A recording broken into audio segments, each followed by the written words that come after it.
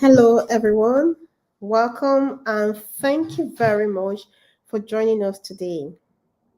As we recognize the World Soy Day and the International Day of Banks, at IntelliDigest, a company focused on food system sustainability, a company that is keen to support stakeholders across the food system in adopting more sustainable practices in the way we grow, distribute, and consume food.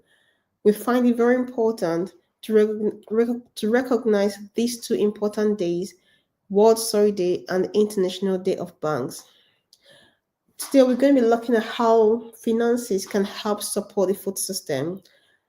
Through this webinar, Financing Sustainable Food System, we want to share our thoughts on how we see the future of financing for the agri-food sector and how financing can drive change across the agri-food sector from farm to fork, enabling access to good food, access to more sustainable practices, enabling more people be able to adopt sustainable practices in the way we grow, distribute, and consume food in a way that improve access to good food for many more people.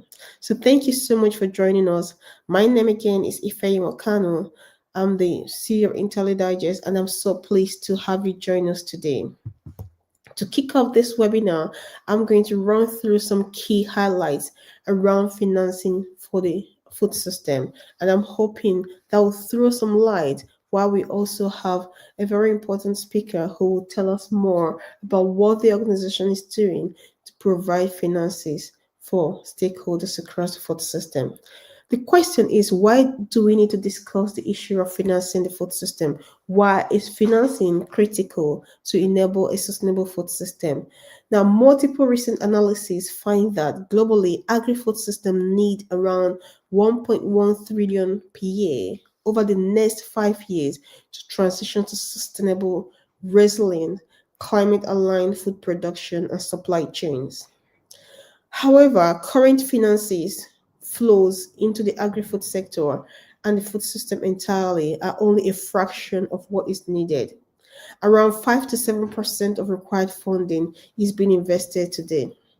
To be very specific, in 2021 and 2022, the total climate finance directed to the agri-food system was estimated at about 94.9 billion USD per year. This means that there's roughly about 1.0 to 1.05 trillion finance gap annually between what is needed and what's being provided to support the food system.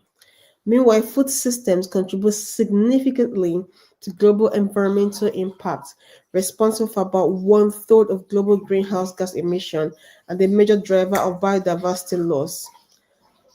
So where is the financing? Where is the financing at the moment, and what is being done currently with available finance?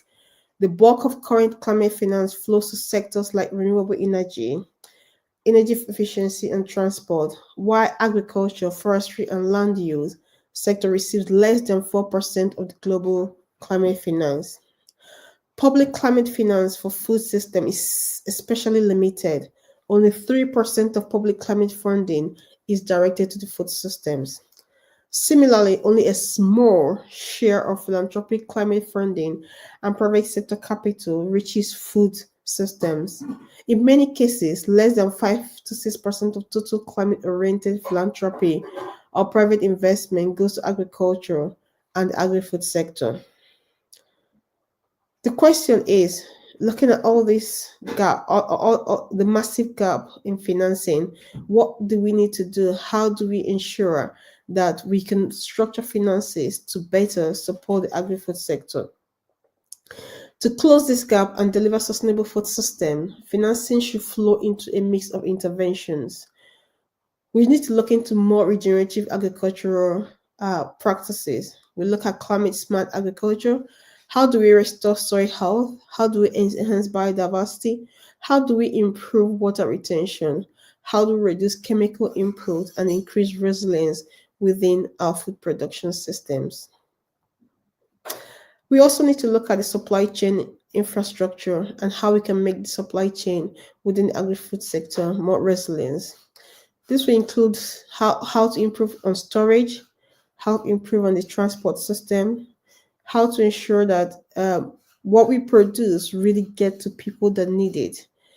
The current challenge we have today is that over one third of food grown for human consumption is wasted, which means that our challenge as a society today is not about producing enough, but the challenge is about making sure that what we produce get to people that need it as at when it is needed. So enabling a robust supply chain infrastructure is critical.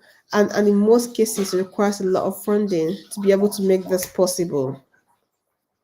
So we need to make sure that our supply chain works for us, where there's need for storage, where there's need for processing, where there's need to access to local market, that there is that enabling environment to make that work. We need to support also smallholder farmers and inclusive financing to make them thrive. So how do we support farmers as they transition through this process to ensure that they have the necessary infrastructure in terms of producing what they need to produce and also getting that to market effectively. And I think there's an importance here to look at nature aligned investment. How do we also align investments to support nature, to support regenerative agricultural practices, and also to support innovation in these areas, so that as we transition, we ensure that the technologies that are needed to drive a sustainable agricultural practice can be achieved. So one of the key things we did at IntelliDigest is looking at what we call the Balanced Bite Food Security Scheme as a way to support in establishing a robust financial structure that can support sustainable food consumption, and hopefully this sustainable food consumption drives sustainable food production. So I'll just try to share my screen because it's always good to visualize this and paint a picture of what this looks like. So for us, it's about ensuring that funding can help people to eat well anywhere and anytime. And this will require us to ensure that people can think about what they're eating and the impact of what they're eating on their health, but also looking at how that does impact on the environment. And this is very similar to what we call the electrical salary sacrifice scheme today. How can we provide such structure for the agri-food sector and still be able to hold the system accountable, whether in terms of consumption or in terms of production?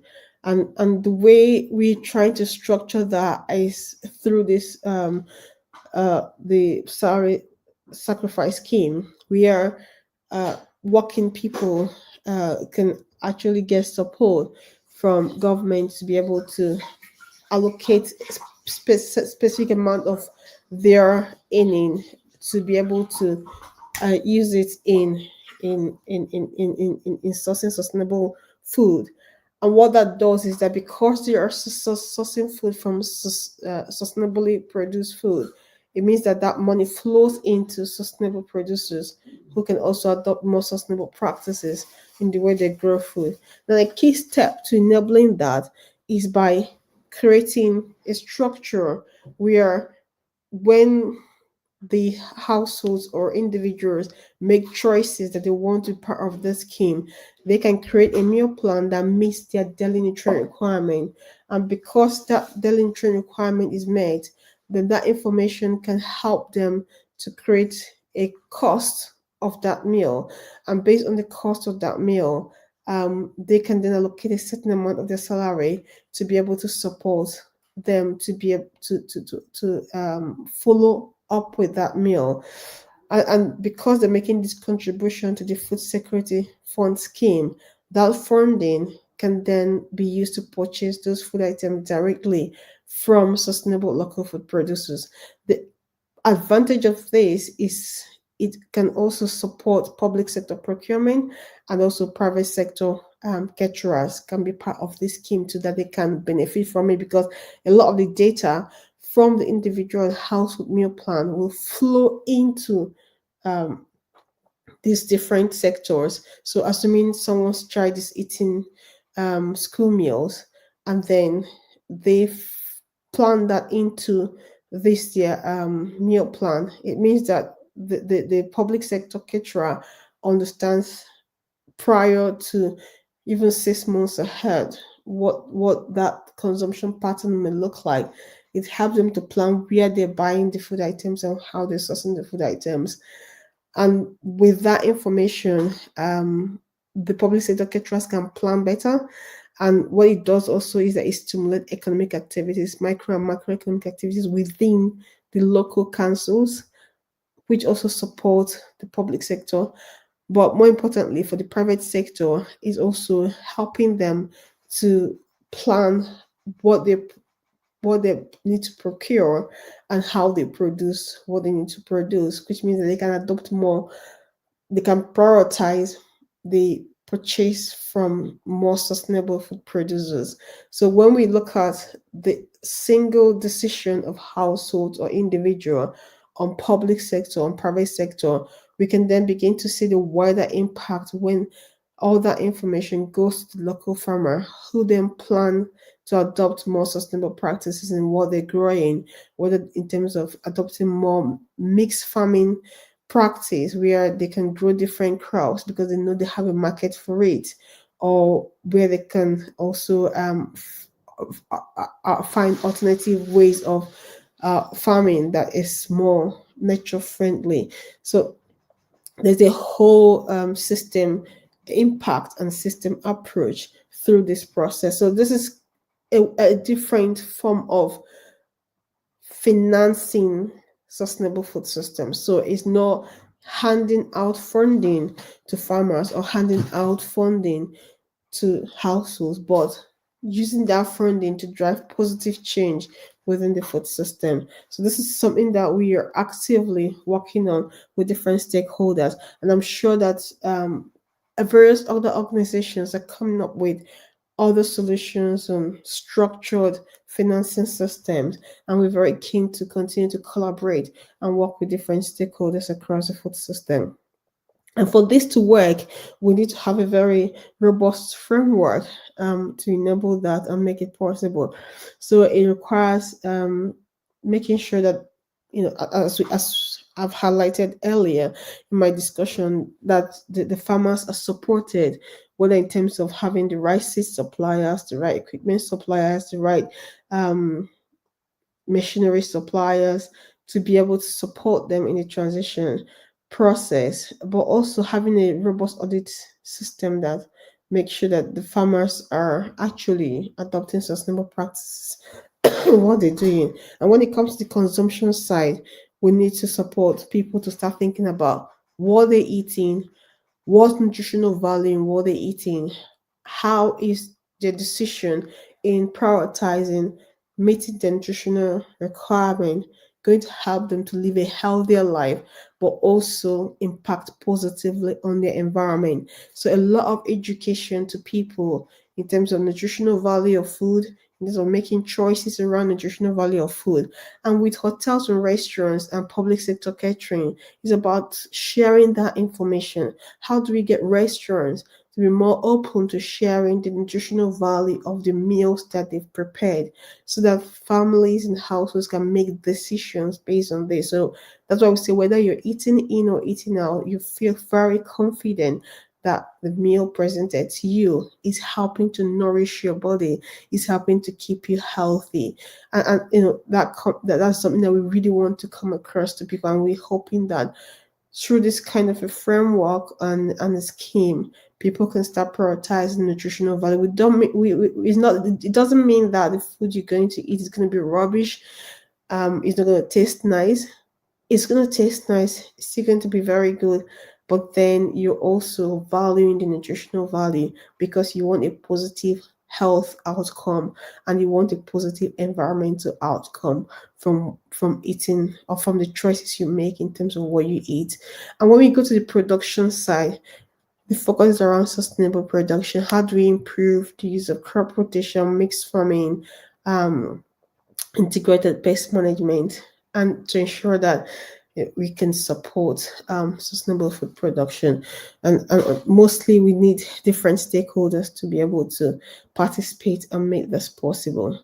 So It also requires a very strong governance structure to make this work. And this is something that is already in development to hold both the production and the consumption side very accountable. Because if you're getting some support from the government to adopt more sustainable consumption, it's important that you prioritize sustainable consumption. And if the farmers know that, or the producers know that the households are trusting them, that the food they're buying from them are from sustainable practices, then they need to be able to continue to demonstrate that and uphold that in their process. So having a very robust governance structure and audit process to deliver this is quite key to making it work. So just to paint a picture of what it looks like in terms of electrical vehicle salaries sacrifice scheme and the balance bite, you can see that there's huge advantage, massive advantage that the balance bite food security fund scheme can deliver compared to what we already know that electrical vehicle service sacrifice scheme is delivering. So we're not just addressing the challenge of people having access to food, but we're really helping to improve nutritional uptake, which will definitely and massively impact on the health and well-being of people. And we also, through this, in creating more economic activities, empowering more people to be part of this food system change. So we're very keen to hear from different stakeholders. So please, this time you need to engage with us on this. Please do bring out your phone, whatever sector that's relevant to you. Please do connect with the survey, and we will love to hear from you. We're going to put the link to the surveys in the chat, so please feel free to engage with it at your own time. And we'd love to hear from you, want to know what you think about it, and hopefully continue to engage with different stakeholders as we progress the Balanced Bite Food Security Fund scheme in different forms that we believe will drive change across the food system. So this is just an example of what is possible in terms of how structured finance can help drive systemic change across the food system. We're going to take a quick break at the moment, and I'm going to also introduce you to one of the speakers today who will talk about what the organization is doing. And I do hope that you stay on and enjoy the rest of the session with us. Thank you for joining us today.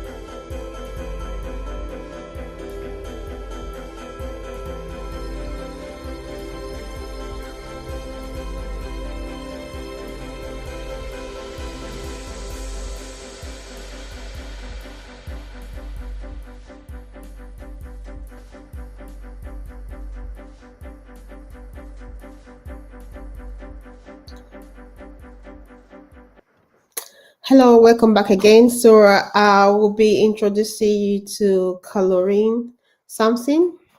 Carolein is from Oxbury Bank, and Carolein is the head of sustainable banking at Oxbury Bank. Quite a natural relationship builder and equipped with the vision and purpose to drive organizational performance. And where so required, implement the required change to ensure the most successful outcome. In terms of agricultural finance in commercial banks and development finance institutions, Caroline effort has resulted in measurable benefits. I'm sure she's going to talk us through all of that. And she has led through mutual respect and trust and maintain a strong work ethic and governance at all times. So I'm so pleased that Caroline has made out time to join us today for this webinar, and I'm sure she'll be throwing a lot of light to the work they're doing at Oxbury Bank, and that will hand over to you now, Caroline. Welcome. Thank you so much. I really appreciate the invitation, and I hope I can share some of what we've been doing and that it makes sense to people.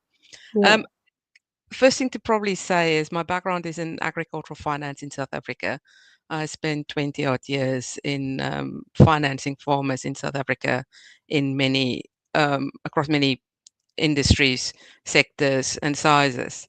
Um, but latterly, I've joined Oxbury Bank, which is a UK-based bank.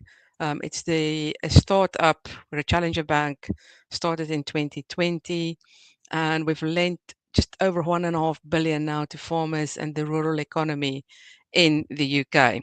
And in that process, we have seen quite a few changes over time in the sector across the sector. I'm going to um, show few slides, I think, just to show you some ideas of what we've been doing. I just want to find my slide to share for you. Sorry, let's go. Sorry, there we go.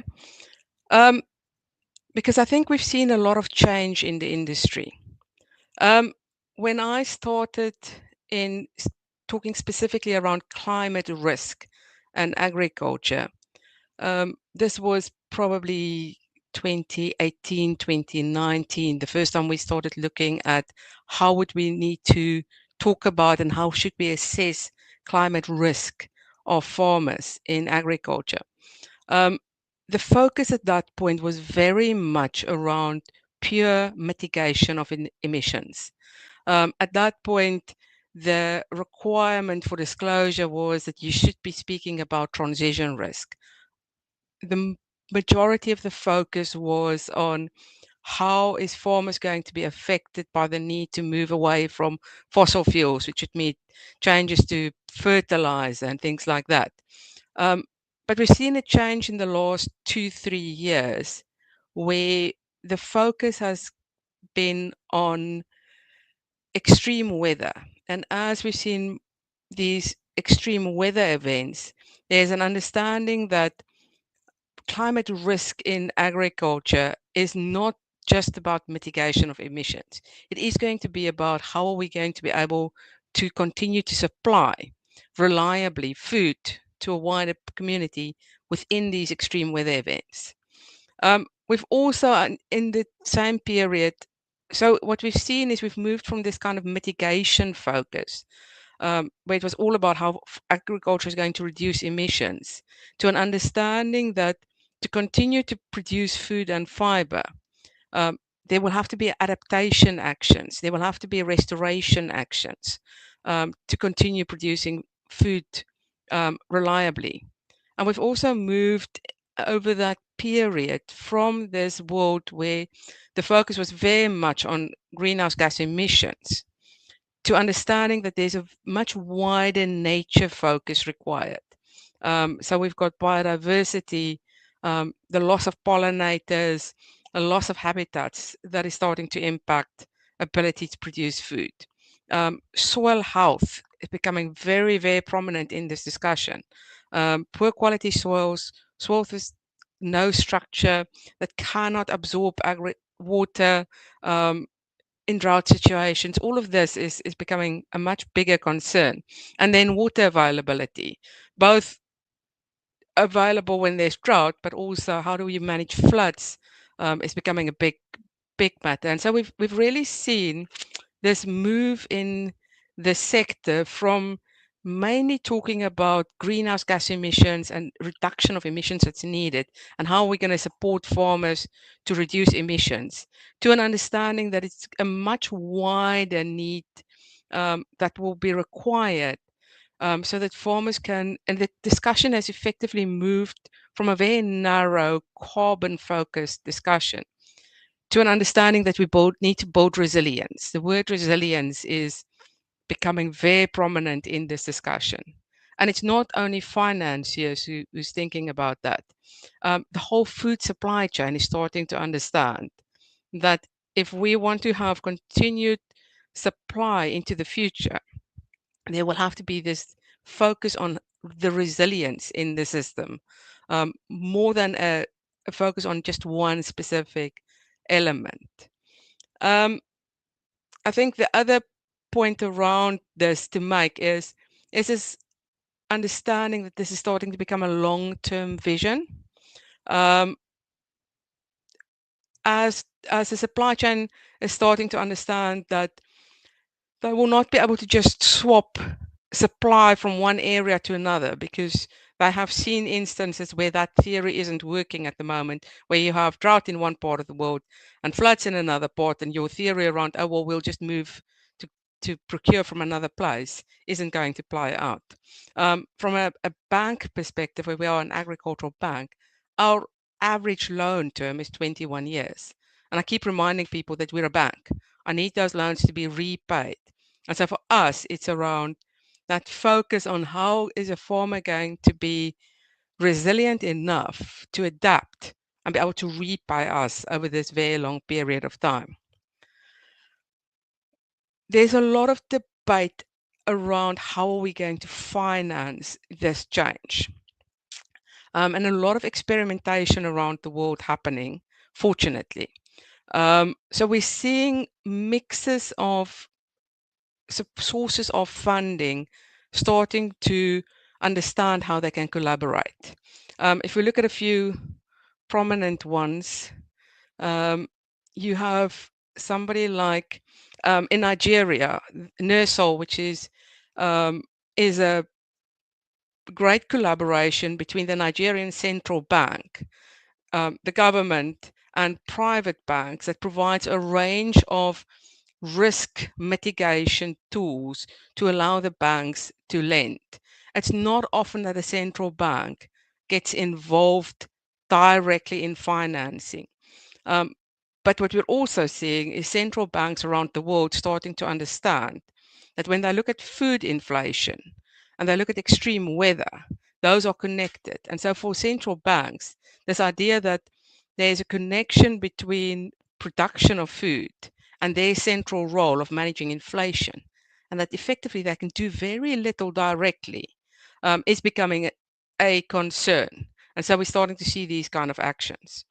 In Brazil, we've got an example which combines MIGA, which is an arm of the World Bank Group, JP Morgan, which is a very large investment bank, and Banco do Brazil. And they're combining to provide financing to smallholder farmers in Brazil at quite a large scale, and then combining to use technology to monitor what's happening and to report on what's happening. Ourselves in Oxbury is collaborating with people like Soil Capital and CLIM and Soil Association Exchange, the Landscape Enterprise Networks. Those are entities in the UK that are linking farmers and their supply chain, where we have the supply chain coming in and saying, we will make payments directly to farmers for adopting certain practices. But we need to know who the farmers are and what they're doing to be able to pay them. And these platforms are stepping into that gap to connect the farmers and the supply chain, and to provide that monitoring of the outcomes for the supply chain. So we're seeing um, experimentation around finance, and all of that is very, very necessary. Personally, I'm very excited around some of the technology platforms that is linking smallholder farmers either directly to consumers or into supply chains, and linking them to input suppliers. Because within all of those structures, there's opportunities to bring finance to bear and to use the technology that's available to de-risk some of that. We're seeing good examples of parametric insurance starting to be built into these um, supply chain and input chain networks. But we need the collaboration between all of the parties and bringing quite a lot of creativity in how we structure this. Because the reality is also that farmers need to be are under financial pressure. And so it doesn't help that we develop really fancy models and it's really exciting, but at the cost of delivery doesn't make sense to the farmer. So from an Oxbury perspective, we've thought long and hard about what we can do. And we've gone for a very narrow definition of what we call a transition finance facility.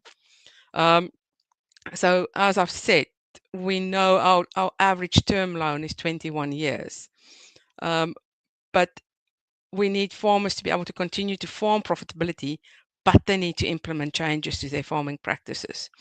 And those practices, we've got two concerns mainly around what we want to see out of those changes. The one is, especially in the UK, a lot of the supply chain players have adopted net zero commitments. There's government legislation around it.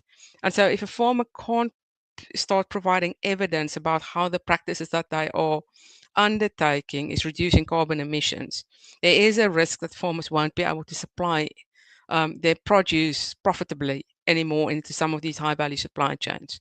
So for us, farmers who are reducing emissions is acting to reduce the risk of them being excluded from supply chains. And then the other side to it is we're very much focused on looking at soil health, and specifically in our case, soil organic carbon as a proxy, because we know that healthier soils will allow farmers to reduce the inputs that they need, and therefore reduce costs. But it will also allow farmers water to be absorbed better, to infiltrate better, and so to manage other risk of flood conditions. So we've limited our view around what we define as a transition to these outcomes that we want to measure. And we've made a deliberate choice to say we're going to be focusing on outcomes. Within the UK agricultural world, there is at this point quite a lot of grants available that will finance certain practices. There's quite a lot of financing available that will finance infrastructure, so renewable energy, solar panels,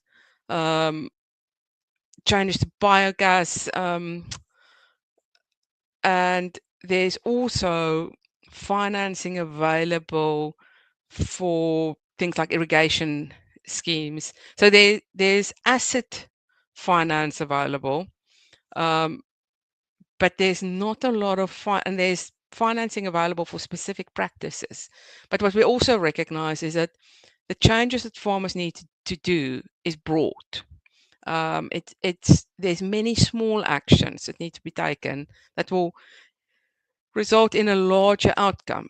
But it's really difficult when you start asking farmers to start saying, like, so what are all these actions that you're going to have to take? And a farmer might have the best plan, but if it's not going to rain, or if it rains at the wrong time, or anything like that happens, their theoretical plan could look quite different. There's also this uncertainty about, while these changes take place, is it going to reduce production on farm? Are we going to see a change in yield or something like that, or not? And so the sector has kind of been really focused on, should we be really concerned about these reductions, and what is that going to mean for repaying a loan? We've made the choice to say we're not going to try and specifically model that. There's too much uncertainty in it. And so we've very deliberately taken the decision to say we're not going to specifically try and match a cash flow because there's so much uncertainty. When we looked at, we were really lucky, the Soil Association Exchange published a report as we were looking at developing this product. And they basically identified that farmers fit into, call them, three buckets. The third bucket, and it's fortunately a fairly small one, is farmers who are saying nothing is changing and they don't see a need to change. From our perspective, that's a really risky farmer to finance. A farmer who's not seeing the need to change is a real risk for us. So probably not the kind of farmer that we really want to finance. But at the other end, we have farmers who have started making changes. They're on a journey. They need support to continue that journey. And then there's a group of farmers that they're kind of looking what the neighbors are doing. They're hearing what others are doing, and they're going, we should try this. But that first step is really risky. Farmers very often, it takes time. You can't go and just decide, oh, well, we're not going to plant this field this year and try something weird on it. So for those farmers, we've also provided in this process. As I said, we did quite a bit of research at that point, and farmers need three types of finance. It doesn't matter where you are in the world, farmers broadly needs the following finance. They will typically need long-term finance for infrastructure, so whether they're putting up sheds, building milking parlors, having to put in grain stores, or purchasing land. These are all kind of very large scale financing commitments. It should be paid out over a long term. You have the assets that they need, so farmers wanting to buy a harvester or a tractor or something like that, so an asset. It could be a solar panel, it could be a water pump. And then you have working capital. And working capital is the things that allow farmers to buy their seasonal inputs, things. And as I've said, in the UK at this point, there is financing for renewable energy and some of these kind of long-term commitments, but we couldn't find an example of a working capital facility to support farmers to make this change. And this is why we've gone down the route to say that's the gap that we'll fill. Sorry. So what we've done is we've created a facility, and like I say, we could have done this really complex. We could have tried to model what the changes is going to be in yield or not, and what the income implications could be. We decided not to. We looked at input costs, and we decided on a number of £500 per hectare. It works for most farms. If a farm is quite small, or they have something like they can come to us and we can debate how we look at that number for them. And then we've said, if you're already doing it, so you want to expand your existing practices, we'll support you for 6 years. And for those farmers who need to be able to go and experiment for a bit, we've said, we'll give you a 2-year support. At the end of those 2 years, hopefully you've decided what you want to do, and we can move you to the 6-year facility. And then we've limited fees, and we've made the interest rate as low as we could reasonably go. For comparison, a similar facility on a commercial basis would be probably at least 2% over Bank of England base rate higher than what we're offering this. In a perfect world, we could use something like a government guarantee at the back of this, but we have chosen not to. We're at this point, this is for us an investment in resilience of our farmers over the long term, and so we are foregoing profit here. But we know that it will support the farmers over the long term and reduce our risk over the long term. When you look at these kind of facilities, there's a lot of argument about and a lot of cost going into how do you monitor the outcomes. And we kind of went the other way. Again, quite deliberately, we made the decision to look at it differently. So we've said, provide us evidence of what you're doing already. And we've given farmers 3 ways of providing us that evidence. And then we will support you to expand that. But we don't need you to, but we're not going to prescribe what you need to use the money for, because like I said, there's a lot of things that need to happen. So farmers can give us a mix of grant documentation to say, I'm implementing no-till or I'm implementing Herbalaise. If they're part of one of these supplier programs where they're being asked to reduce nitrogen fertilizer or to change tillage practices, that's evidence. Or they can get an advisor, an extension officer, somebody similar to sign and tell us what they're doing. We do ask for financial accounts because for us, we want to be able to show how this change in practice improve financial performance over time. And then we're encouraging farmers to say, do a carbon footprint. If you've already got one because you're doing something, you can give that to us. But we want farmers to baseline their position so that if in time they get asked by the supply chain what they're doing, that they can prove the changes that they've made from a baseline. And then our contribution to this is we partnered with a company called Downforce Technologies, who help us to then assess soil organic carbon changes over the 6-year period of the loan. Like I said, if you go back to our definition of transition, we've said it needs to reduce emissions, and for that we're looking for carbon footprints. We want to know it improves soil health, and for that we're monitoring soil organic carbon. And we want to partner and make it as easy as possible for a farmer to participate in our program. We've got a long list of partners that we're involved with. This is just an idea. We've very much gone for a version where we've said, if a farmer is already doing good things, we don't want them to have to fill in another form for us. So we take evidence that they're participating in any other program that we have accredited, and just try and simplify it for them. So we've partnered with a number of people, and as part of the process, we map all our customers, and that's allowed us to start looking at where they are.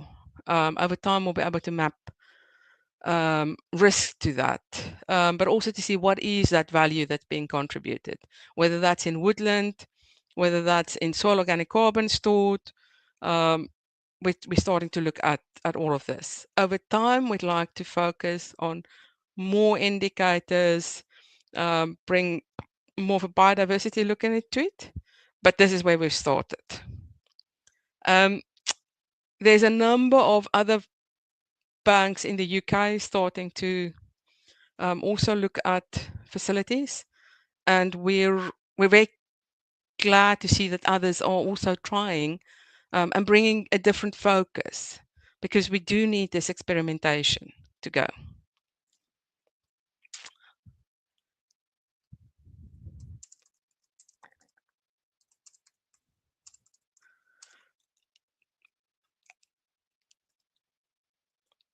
I think what we are starting to see is an awareness that everybody is in this. We can't expect farmers to carry all these risks ourselves.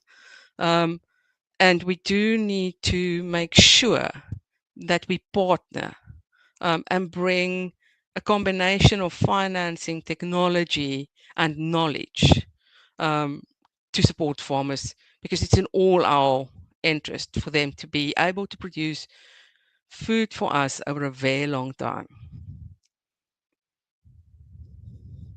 Fantastic. Thank you so much, Carolein, for taking us through all that fantastic work you're doing at Oxbury. And I think that's giving a lot of insight on what is possible and also what is practical, what is going on, and what is working. And I think it's important. One of the key things you mentioned is that farmers who are not who don't see the need for change are very high risk. So that means that if farmers or other stakeholders across the food system are already doing something trying to address the problem, they stand better chances of getting additional support. So thank you, Caroline, for touching on that. And I think some of the key areas that Oxbury is prioritizing in terms of soil health, in terms of it has cultural diversity. I think they're very key because they're quite important in terms of looking at the key problem we have across the food system, whether in terms of over 30% of soil health being degraded and being able to restore them. I think is pivotal.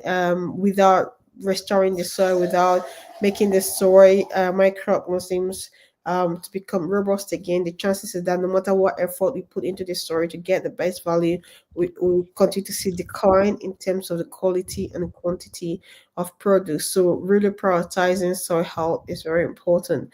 So thank you, Caroline, for touching on that. I think for me, it's good to know a little bit more in terms of what the challenges you think you faced in the process. I know it's taking a lot to make the effort to lead in this area of farm transition.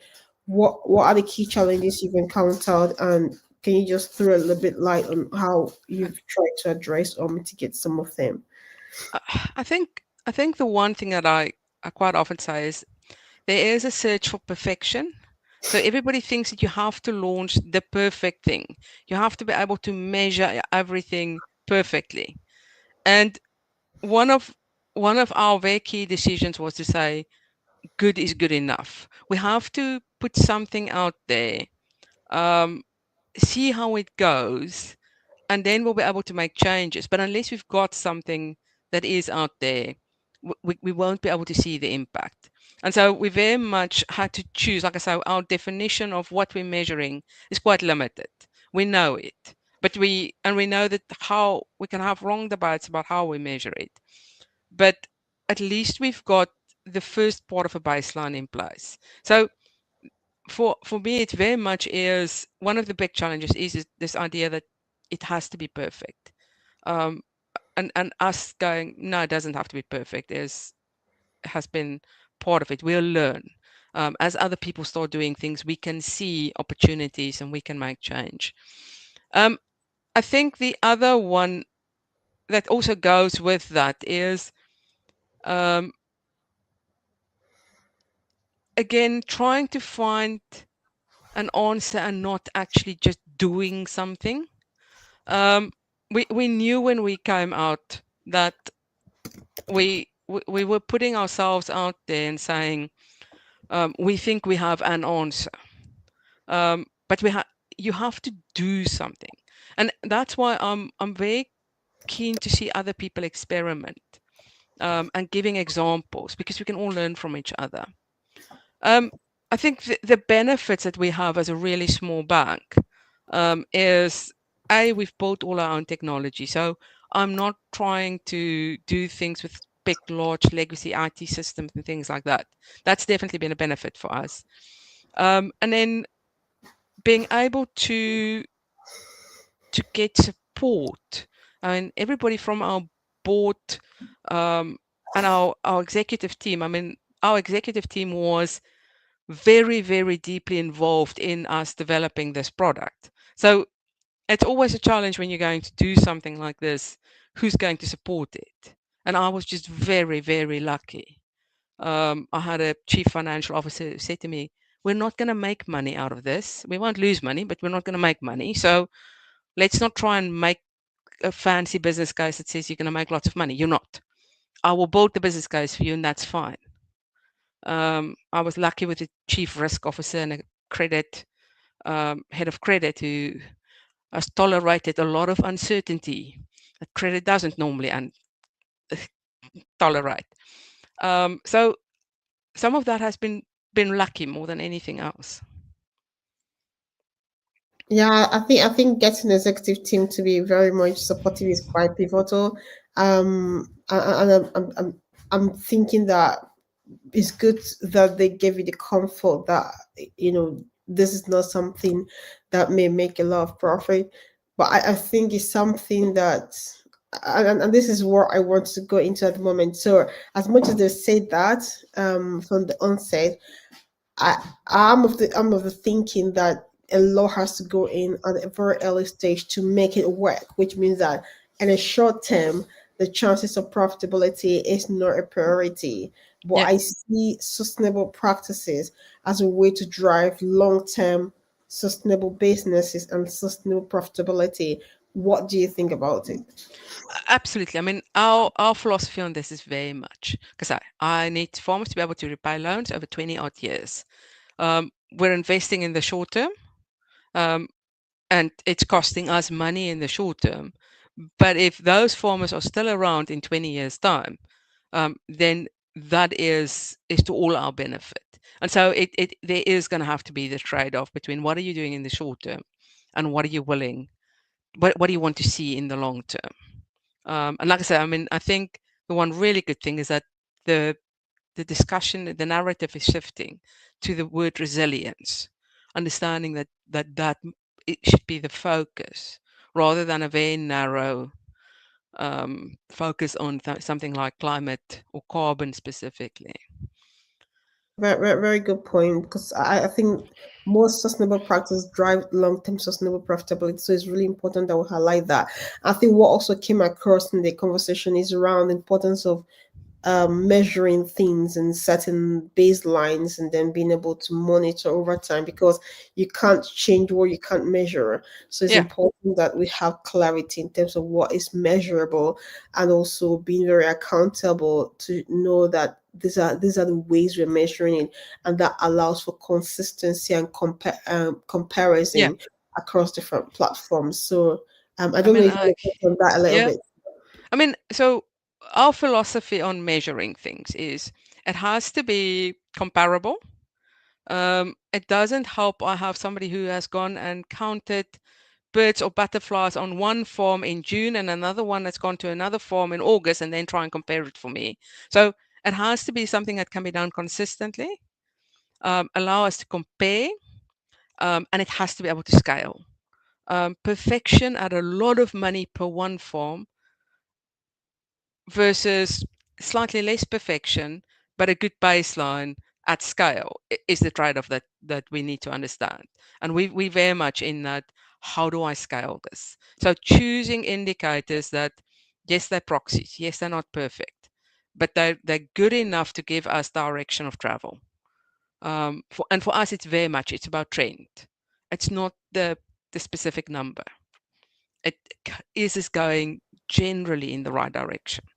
Absolutely. And I think some other thing that came across to me is also how do I mean, you talked about people are doing different things, taking different approaches, but there is need to be able to bring these efforts together, hopefully be able to promote that more and Mm. showcase that more.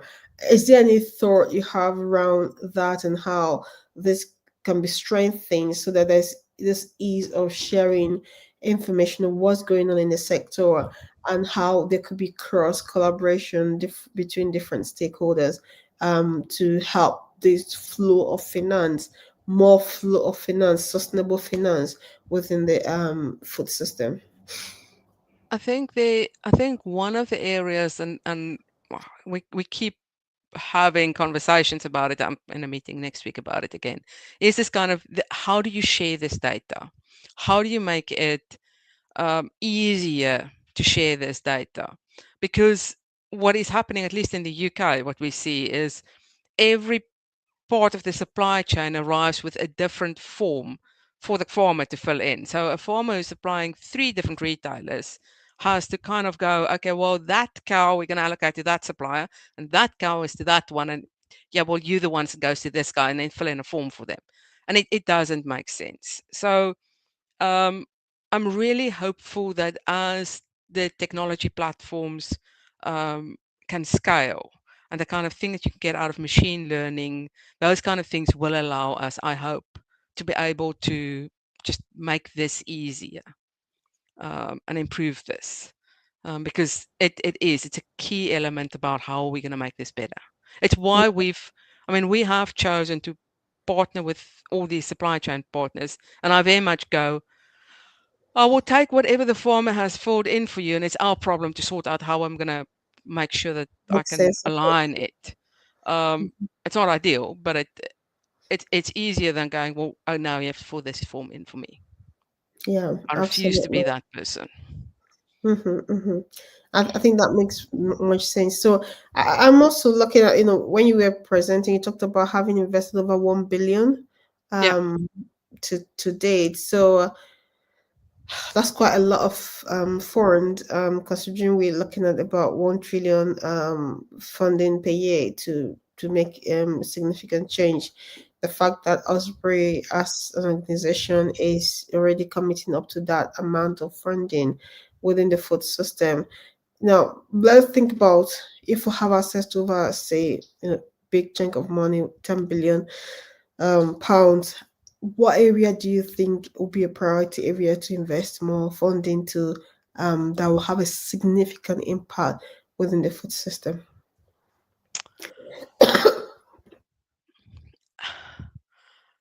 Um, it's a very, very good question. Um, um, I think there's a real need to decide um, around, do we need, how are we going to spread this equitably as well? Because you do have certain sectors that actually don't need that much financing. Typically, your beef and sheep farmers, livestock farmers doesn't need as much financing as people like your arable farmers who need combine harvesters and things like that. So you're going to have to decide partly around where do you want to split this pot best. Um, and then I think there is a real discussion to be had around how do we um, make sure that farmers can get access and actually adopt the technology. So how do you support technology adoption with this fund? It's probably a real area for impact. Many farmers will tell you there's absolutely brilliant pieces of technology that's coming out, that's becoming available, things that they can use. But getting access to it and being able to afford it is a real challenge for them. I spoke to one of our customers the other day, and they've just, as a farmer cluster, invested in a spreader that allows him to be much more efficient in how he's applying cover crops. And he is like so excited about this because he's done cover crops, but suddenly he can do so much more with it. But this was a farmer cluster purchase. So they've now all got access to this, and there's those kind of elements of it as well that we need to look at. Yeah, thank you, Caroline, for touching on that, especially the need for innovation as we make this transition, because some of the technologies we have today are mainly designed for monocultural Yeah, practices. So if we need to go into mixed farming, crop rotation, we need to also, innovate again. And then I think one of the key areas is around processing too. yeah, The capacity most of the machineries have been designed to process. And now, if we're going to smaller scale, decentralized, sustainable production, we need to also innovate for smaller scale processing. And I think that's very important. But the other side of it is the policy. As we wrap up the discussion, what do you think would be one policy reform that will most dramatically accelerate sustainable agricultural investment in our society today? in many ways, I think it's policy certainty more than policy change. Um, there's being able to say to farmers, this is going to be the expectation over the long term. Agriculture does not do rapid Friday afternoon. Some minister makes a decision, and oh, we're going to change everything. Um, Policy certainty is probably more important than specific policy changes. And I think we've seen that in the UK very much in the last few years. So generally, I think being clear on what's expected and then being consistent about that by government is probably the most important thing. Well, thank you so much, Carolein, for joining us today, and thank you for all the insights that you shared with us. My mind is just highly stimulated, and I'm thinking about some of the things that you've mentioned. There's really something I wanted to touch on before you go. When you work with farmers, I know you touched a bit on it in some of the conversations. Um, what do you think are the gaps, or one of the key gaps that you've noticed in terms of um, farmers taking on access to finance, or either is a gap on them taking access to finance, or is a constraint for them taking on access to finance? What do you think is one of those key things that you've experienced engaging with them? I think I think the one thing that we tend to forget about farmers is we use the word farmer, but a farmer is, I mean, they are doing so many. If you take somebody did this the other day and they had a slide on what is a farmer's job description. And if you had that job description in any corporate world, somebody in HR would tell you you're insane. So farmers have to do so many things, and finance is just one of them. And so I think getting prioritizing that when you are trying to figure out what needs to be planted, when it needs to be planted, what's what cow got out of what field this morning, etc., and so on. That I think is it takes time, and how easy it is to speak to somebody and get advice is quite a key one Yeah, there. But I think it is farmers live such a complex life.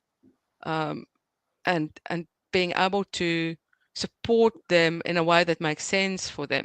And one of the things that we pride ourselves on is we have a very relationship focused um, banker will go on farm. If you phone us, you're going to speak to somebody who is actually the son or the daughter of a farmer mostly, because we understand that when the farmer gets to speak to us, we need to make sure that we can be helpful at that point. yeah, good point. I think But it's such a complex job.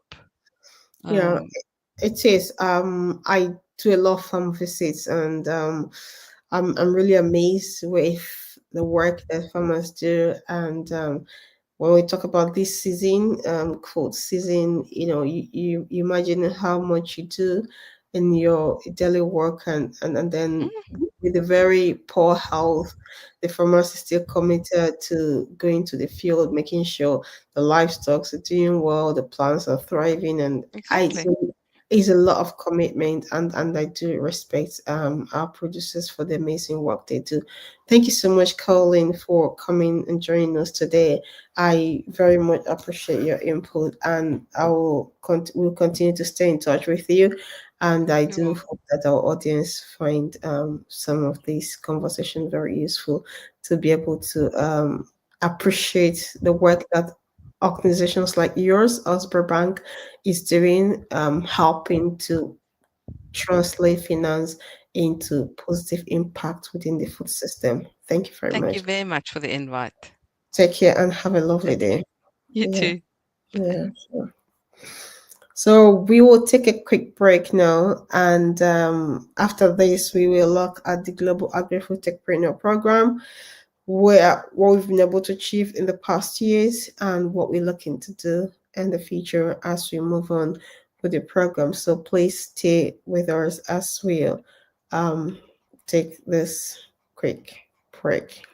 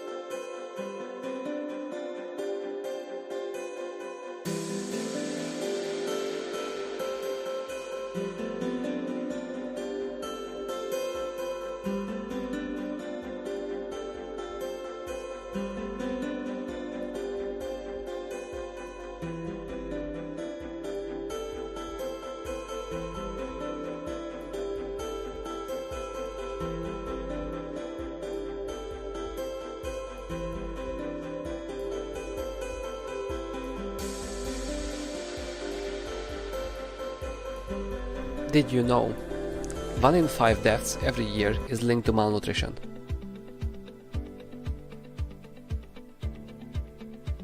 Agri-food production systems contributes over 30% of global greenhouse gas emission.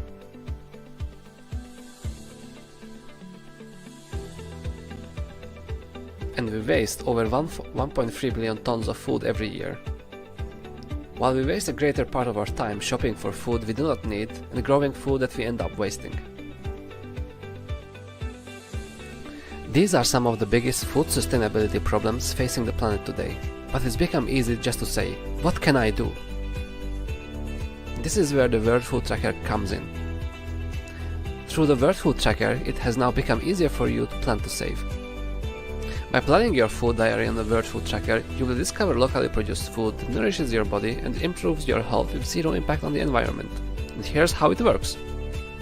You make your food diary using recipes from the World Food Tracker. And the World Food Tracker will use your recipe details to identify the food items you will use in the meal preparation, then provide you an insight on nutrient composition of the food and the shopping list.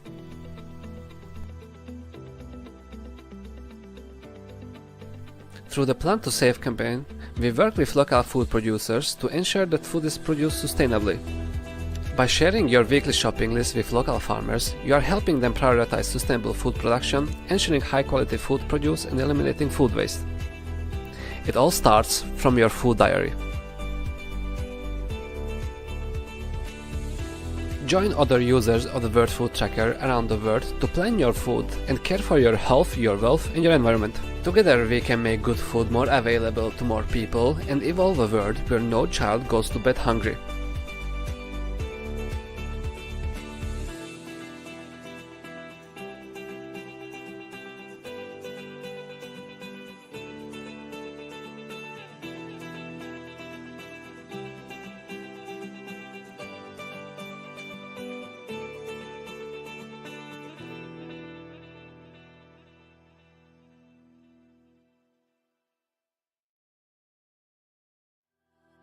Did you know 1 in 5 deaths every year is linked to malnutrition?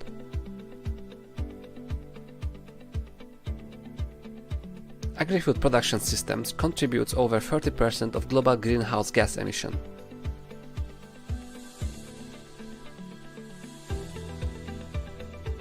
And we waste over 1.3 billion tons of food every year. While we waste a greater part of our time shopping for food we do not need and growing food that we end up wasting. These are some of the biggest food sustainability problems facing the planet today, but it's become easy just to say, what can I do?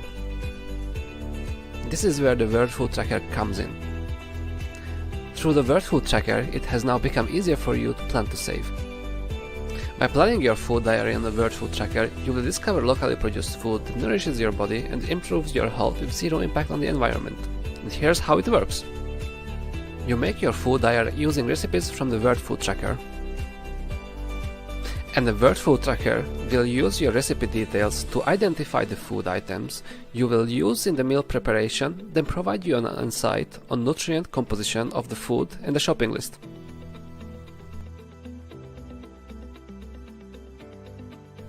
Through the Plan to Save campaign, we work with local food producers to ensure that food is produced sustainably. By sharing your weekly shopping list with local farmers, you are helping them prioritize sustainable food production, ensuring high-quality food produce and eliminating food waste. It all starts from your food diary. Join other users of the World Food Tracker around the world to plan your food and care for your health, your wealth, and your environment. Together we can make good food more available to more people and evolve a world where no child goes to bed hungry.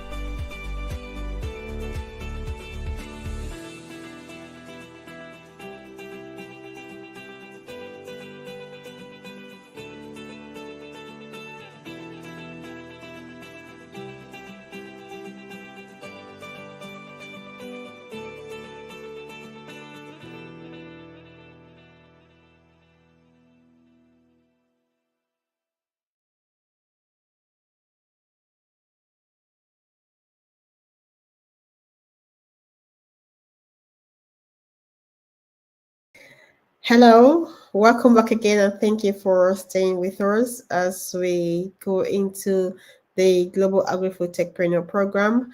The program has existed for the past 4 years. Every cohort, we have tried to support young graduates from across the world to adopt more sustainable approaches and engage with the food sector.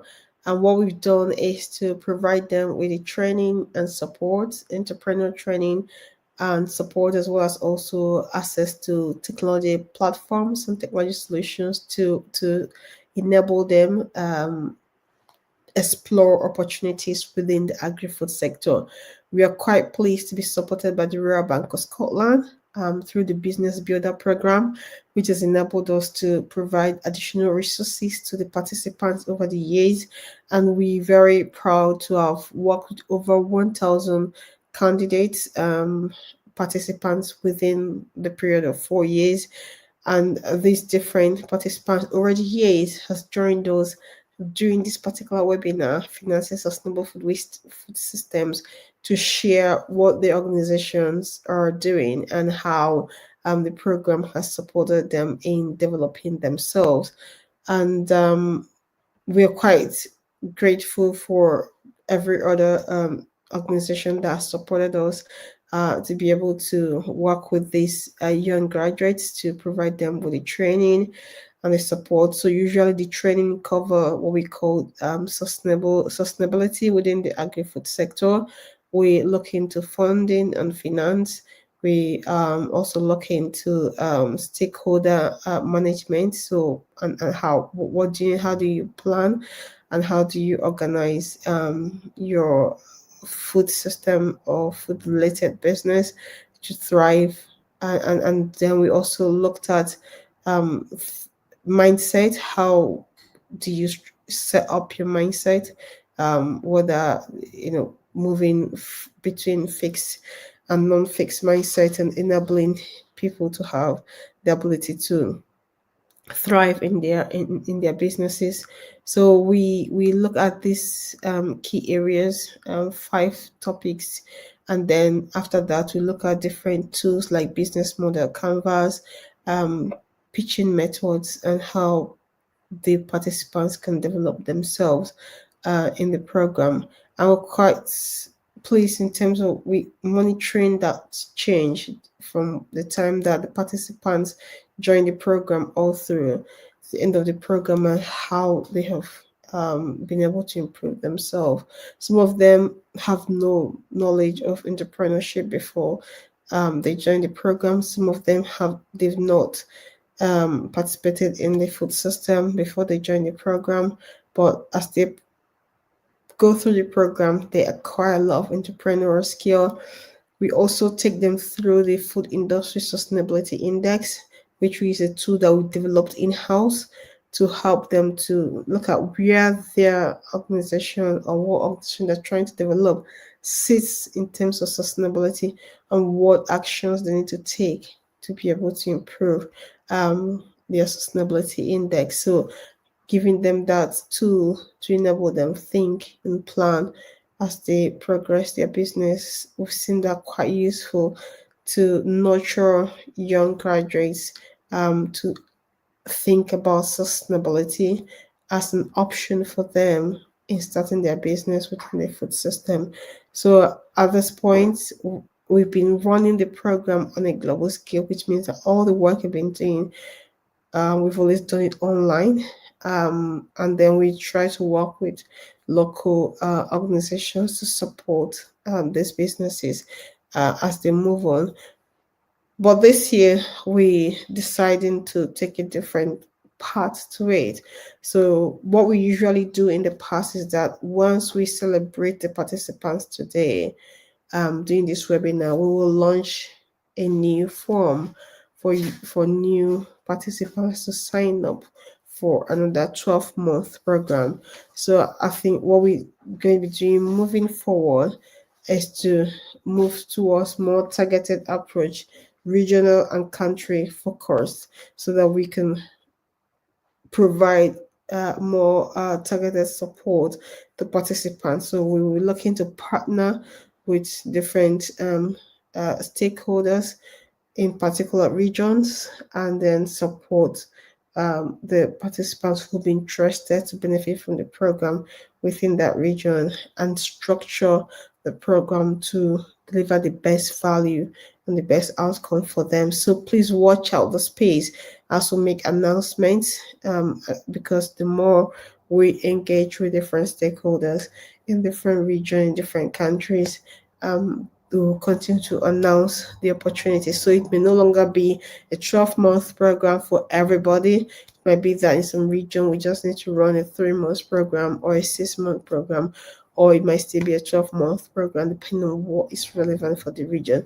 But we'll be announcing that on our website, the section of our website. So if you go to our website, the Global Agri-Food TechPreneur Program has got a section, so you can always read up on what is happening on the program from that section. So I thought it's very important to highlight that, so we wouldn't be launching the application for the Global Agri-Food Techpreneur Program today, because we are moving on from the global program to more regional and country focused program, working more closer with local-based stakeholders, and we will be announcing that as it evolves. So thank you so much for joining us. Before we wrap up, I would just want to highlight the videos shared with some of the participants from the last program with us, just to give you an idea of what the participants look like. Usually, participants come from across the world, mostly over 70% from Africa, India, and developing countries. And I think that is where a lot of support is needed for young graduates, because there's quite a lot of government support in the developed areas to support the transition, and also there's also financial support. But when we launched the program, we've seen massive interest from the developing part of the world, and we've tried to support over 1,000 participants, which we're very grateful for that opportunity they've given us to work with them, and we will definitely be following up with them to see how they progress, and we will continue to explore ways we can support them from our network and from other opportunities that we will come across. But in the meantime, I will try to share my screen and present the participant from this program with you. Just give me a minute. So, Hello, my name is Yukisore Kazmi, co-founder of AgriDor, an agribusiness based in Benin. We specialize in production, processing, and marketing of cassava-based produce. In our community, as most rural area of Benin, cassava is a pillar of local food security and the source of income for thousands of families. Unfortunately, its value addition remains very limited. Farmers face significant post-harvest loss, limited access to markets, and low diversification of processed products. To bridge this gap and promote sustainable cassava value addition while creating decent jobs, ensuring income for farmers, and fostering circular economy, while every agricultural byproduct become a valuable resource of community, we created an agri-door. Our enterprise is built on an integrated and circular chain. In collaboration with women farmers, we produce, process, and market cassava in heights value-added projects such as fortified gari, bakery flour, tapioca, couscous, and steak, targeting both local and national markets. Within a circular economy model, we upcycle processed reduce. First, the byproducts are used as a substrate for mushroom cultivation. Then, the remaining waste are converted into organic fertilizer to enrich the soil and reduce chemical inputs. Today, we achieve an annual production and the processing of 600 tons, bring to availability of a fertile land and the local community workforce. However, our production process remains artisanal, which limits our productivity and the quality standard. To reach next level, we need modern equipment and machine. Our long-term vision is to become a reference in circular agro-industrial in West Africa, where every waste become a resource and every woman farmer become a driver of sustainable change. Thank you.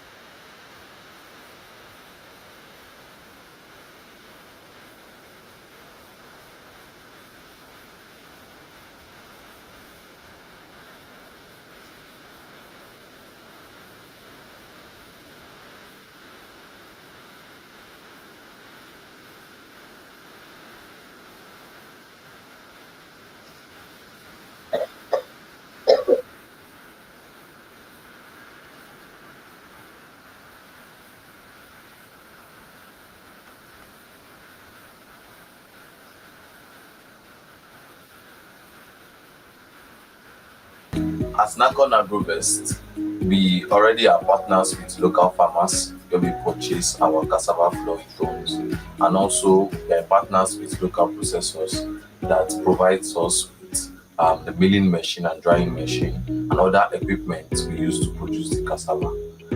Currently, we have a waiting list of dozens of customers waiting to purchase this cassava flour. This grant will enable us to purchase the land where we can plant and harvest our own cassava produce, and also enable us to purchase equipment that will be used for the processing, thereby giving us the advantage of mass production and satisfying the consumers' needs. Funding Nagro Agrovest will enable us to diversify from just our platform flow down to other produce that can help in export, which will serve as multiple streams of income to farm business. Thank you very much for your considerations. Well, I guess that you've seen some of that. Participants and their presentation. Sorry, there was a time the second video wasn't showing from the beginning, but I will share the links out for people who want to look at that in more detail. But yeah, it's been a pleasure working with various candidates like this and learning about the work they do. And we've been very happy to have supported them through their journey, and we will also be exploring opportunities to continue to support them in the future. And thank you for joining us for the webinar today. I hope you found the sessions quite useful, and the conversations quite stimulating, as I did, because there's quite a lot I'm thinking about in terms of next step. And I do hope you have a lovely rest of the day as we continue to recognize the World Soy Day and the International Day of Banks. Have a lovely day.